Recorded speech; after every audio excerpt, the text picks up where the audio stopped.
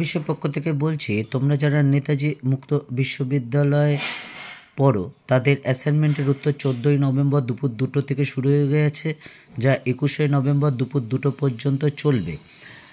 আমরা পড়ার বিষয় চ্যানেলে, ইউটিউব চ্যানেলের মাধ্যমে আমাদের নেতাজি মুক্ত বিশ্ববিদ্যালয়, তোমরা যারা ফার্স্ট ইয়ার বা সেকেন্ড ইয়ার বা থার্ড ইয়ারের বিভিন্ন সাবজেক্টের আছো, তাদের জন্য অ্যাসাইনমেন্টের উত্তর একেবারে আমাদের ইউটিউব চ্যানেলের মাধ্যমে প্রত্যেকটি সঠিক উত্তর করে দেওয়া হবে বিভিন্ন অভিজ্ঞ শিক্ষক শিক্ষিকার মাধ্যমে।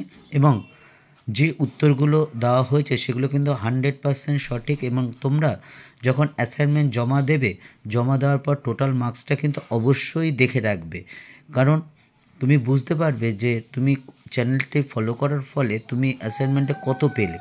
আমাদের পড়ার বিষয়ে যে চ্যানেল, সেই চ্যানেলটি যদি তুমি লিখে, অর্থাৎ এই উত্তরটা যদি খাতায় লিখে অনলাইনে সাবমিট করো, আমরা নিশ্চিত তুমি কিন্তু 20তে 20 পাবে।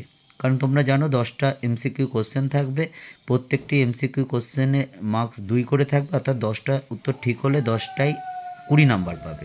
আর যদি 20 নাম্বার পাও তাহলে তুমি পাশের দিকে অনেকটা এগিয়ে থাকবে, শুধু পাস নয়, ভালো নাম্বার পাওয়ার জন্য কিন্তু অনেকটা এগিয়ে থাকবে।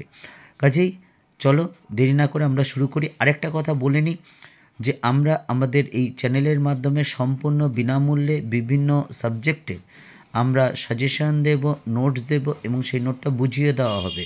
এবং পরীক্ষার আগে 1-1.5 মাস আগে একটা ফাইনাল সাজেশান দেব।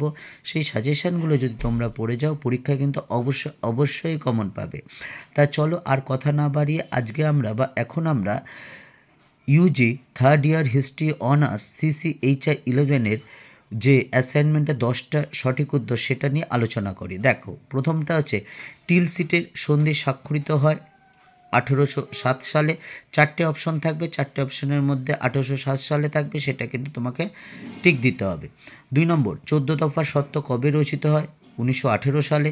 3 নম্বর, ইয়ং ইটালি কে গঠন করে? ম্যাসেনি।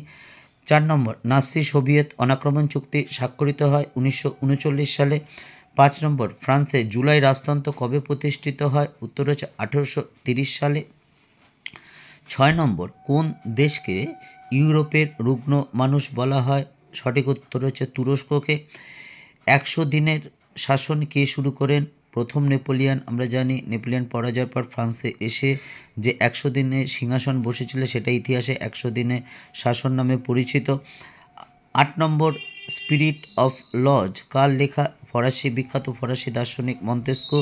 ফরাসি বিপ্লবে যে সকল ব্যক্তি বিশেষ ভূমিকা নিয়েছিলেন তাদের মধ্যে থেকে অন্যতম ছিলেন মন্তেস্কু, এবং মন্তেস্কু তার এই গ্রন্থের মাধ্যমে শাসন, আইন এবং বিচার বিভাগে অর্থাৎ ক্ষমতা স্বতন্ত্রীকরণ নীতির কিন্তু সূচনা করেছিলেন।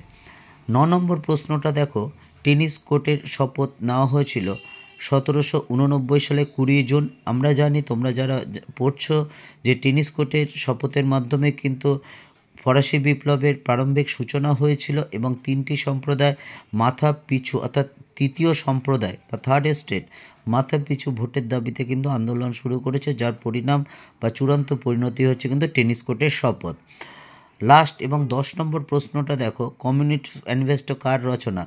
কার্ল মার্কস এবং ফ্রেডারিক এঙ্গেলস এটি যৌথভাবে রচনা করেন।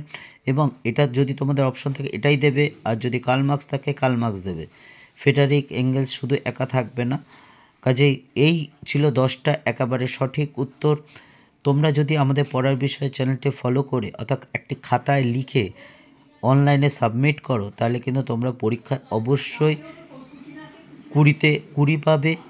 এবং এটা নিঃসন্দেহে তাহলে তোমাদের রেজাল্টও ভালো হবে, পাস করার সোজা হবে।